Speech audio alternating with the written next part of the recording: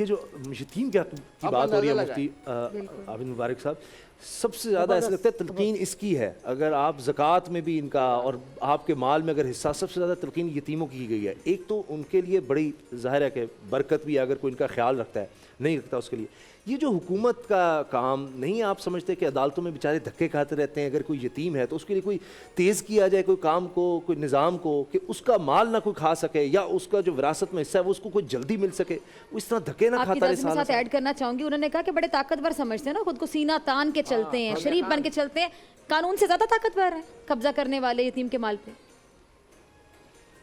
بسم اللہ الرحمن الرحیم، الحمدللہ رب العالمین، والصلاة والسلام علی سید الانبیاء والمرسلین، اما بعد۔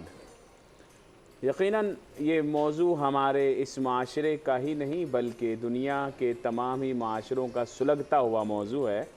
سب جگہ پر لوگ جو ہے وہ اس چکر میں ہوتے ہیں کہ کہیں سے مال مل جائے، چاہے وہ اسلام ہو یا چاہے وہ مسلمان کہلانے والے ہوں یا دوسرے کسی مذہب کے ماننے والے ہوں۔ اللہ رب العزت نے تو بڑے واضح طریقے سے قوانین فرما دیے۔ اللہ کے نبی صلی اللہ تعالی علیہ وسلم کو جب دنیا میں بھیجا تو پتہ ہے یتیم تھے۔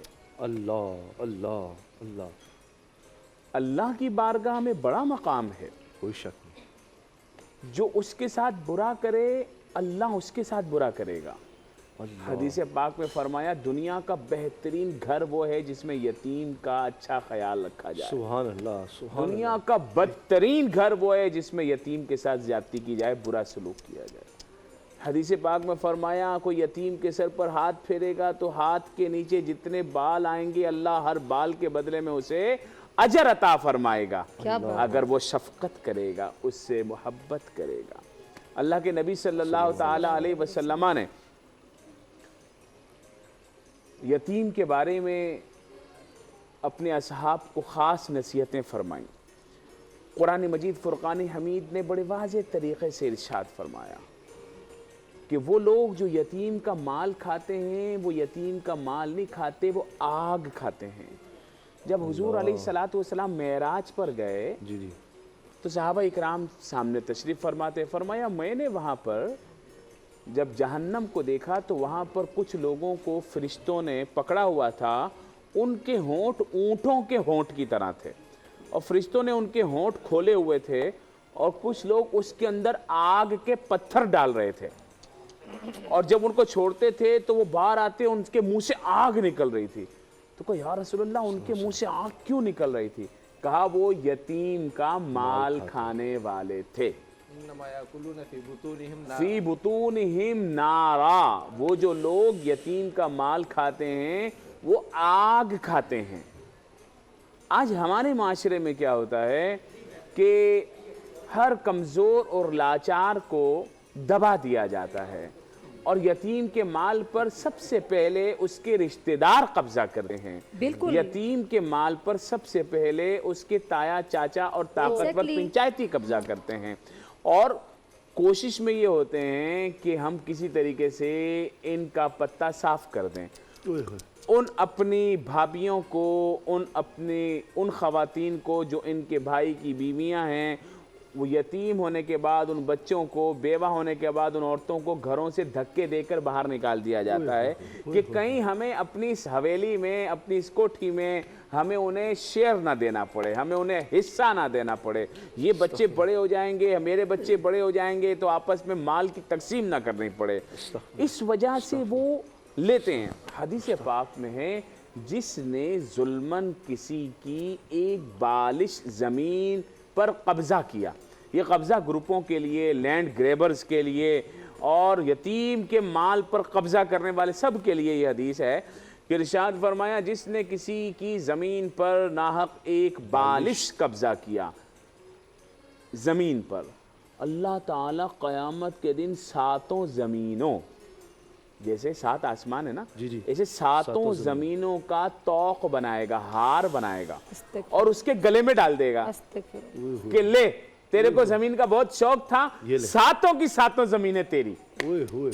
وہ تو قادر ہے نا، وہ چاہے تو سوئی کے ناکے سے اونٹوں کی قطاریں گزار دے, وہ چاہے تو سوئی کے ناکے سے وہ چاند سورج گزار دے, وہ تو کر سکتا ہے. ان اللہ علی کل شیء قدیر. تو قبضہ گروپوں کے لیے, لینڈ گریبرز کے لیے, یتیم کے گھر پہ قبضہ کرنے والوں کے لیے, سن لو 2 گز زمین جب اللہ دے گا تو وہ بھی آپس میں ملا دے گا, ہڈیاں بھی سرما بن جائیں گی, قبر میں جانے کی دیر ہے. آج اوپر قبضہ کر رہا ہے, کل اندر حساب دینا پڑے گا, اور اللہ 7 زمینوں کا ہار بنا کر اس کے گلے میں ڈالے گا. سوری میں کی بات کاٹتی ہوں, اب آپ اتنی پیاری بات کر رہے ہیں, مطلب آپ یقین جانے رونگٹے کھڑے ہو جاتے ہیں, دل دہل جاتا ہے, لیکن بڑے قبضہ گروپ, قبضہ مافیا, یتیموں کا مال ہڑپنے والے بھی اس ٹائم پہ ٹی وی دیکھ رہے ہوں گے, بول انٹرٹینمنٹ آپ کو سن رہے ہوں گے, کیا ان کے دل اتنے پتھر ہو چکے ہیں کہ ابھی بھی توبہ نہیں کریں گے؟ آپ کی باتیں سن کے بھی توبہ نہیں کریں گے؟ بات کی ہے نا, بہت مطلب خوبصورت ان بات کے کی دلوں ہے, کو کچھ نہیں ہوگا, وہ ابھی بھی قبضہ رکھیں گے, ابھی بھی نہیں کہیں گے کہ ہمارے پاس کسی کا مال ہے. یہ ذہن میں رکھیں, جب آدمی لوٹنے پر آتا ہے نا تو اس وقت اپنا دین بھول جاتا ہے, خدا بھول جاتا ہے, آخرت بھول جاتا ہے, عذاب بھول جاتا ہے, قبر بھول جاتا ہے. اس وقت جو ہے داڑھی اس کی ہوگی, اس پر دین اثر نہیں کر رہا ہوگا. یہ جو ہم عام طور پر مذہبی لوگوں کو بھی دیکھتے ہیں تو ان کے مذہب کا مسئلہ نہیں ہے, یہ انسان کی حیوانیت کا مسئلہ ہے. بات کی نا, یہ 16 آنے درست بات ہے کہ دلوں پہ پردہ آ گیا کہ کوئی سمجھ نہیں آ رہی, کی پٹی اس کی آنکھ پر ہوتی ہے, چاہے وہ مذہبی ہو یا غیر مذہبی ہو, وہ مسجد مدرسے کا مولوی ہو یا اسکول کالج یونیورسٹی کا پروفیسر ہو, وہ ڈاکٹر سائنسدان پرائم منسٹر یا وزیر مشیر ہو. آپ آج دیکھیں یتیموں کا مال جو زکوٰۃ کٹ جاتی ہے, وہ سب سے زیادہ مستحقین ہمارے ملک میں وزراء ہیں, وہ وزیر لوگ کھا جاتے ہیں. کیا انہوں نے بڑی بات, جی ہاں صحیح بڑی بات کی, صحیح طنز کیا, بالکل صحیح طنز کیا ہے. آپ کے دیکھیں, آپ کی بات کو سیکنڈ کر رہا ہوں کیونکہ بہت اہم بات ہے یہ کہ 21 ارب روپیہ وزارت مذہبی امور کے زکوٰۃ فنڈ میں موجود تھا, اور 5 سال کے دورانیے میں وہ خرچ نہیں ہوا الیکشن کی تیاری میں, کہ الیکشن کے موقع پر اس کو خرچ کیا جائے. پیسہ کس کا تھا؟ زکوٰۃ کا. کس کا تھا؟ یتیموں کا. کس کا تھا؟ مجبوروں کا.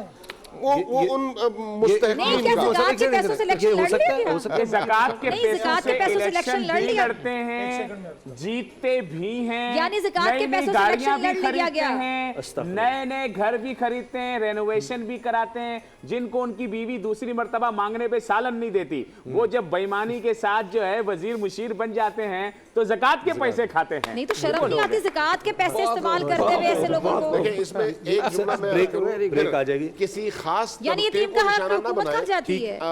فضا میری ایک گزارش سنیں, دیکھیں اوورآل ہمیں معاشرے کی بات کرنی چاہیے, اور اوورآل معاشرے میں یہ بیماری ہے اور ہر طبقے میں ہے, سیاستدانوں میں, جس کا جہاں زور چلے, یہ ذہن میں رکھیں, جس کی جہاں پر طاقت اور جس کا جہاں پر زور چلے وہ وہاں پر چوکتا نہیں ہے, ہر صورت میں کرتا ہے. مثلا مسجدوں پر قبضے ہوتے ہیں نا, کون کرتا ہے؟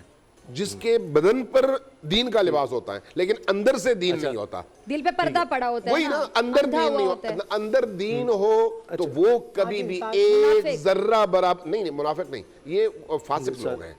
منافق اور چیز ہے, یہ فاسق اور چیز ہے. تو جن کے اندر دین نہیں ہوتا وہ خدا کے خوف سے چونکہ نکل چکے ہوتے ہیں, تو اس لیے اس کے چہرے پر داڑھی ہو یا داڑھی منڈا ہوا ہو, سیاستدان ہو یا مولوی ہو, فرق کوئی نہیں پڑتا. اس لیے یہ تمام طبقات میں ہے. اس لیے ہم سب کو حکم ہے کہ تقوی اختیار کرو, پاکیزگی کی راہ اختیار کرو. غربت میں بھی برکت ہوگی, ورنہ جو ہے امارت میں بھی برکت ختم ہو جائے گی. یہ نہ ہو کہ دلوں پر وہ قفل لگ جائیں اور تالے پڑ جائیں تو اثر ہی کوئی نہ ہو.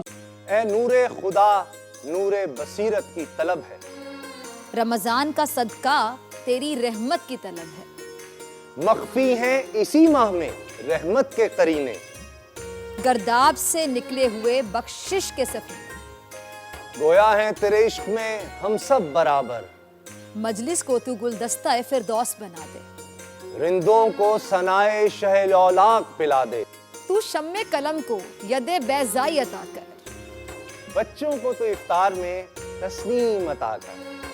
رمضان مبارک کی خصوصی نشریات رمضان میں بول, صرف بول انٹرٹینمنٹ پر. رمضان میں بول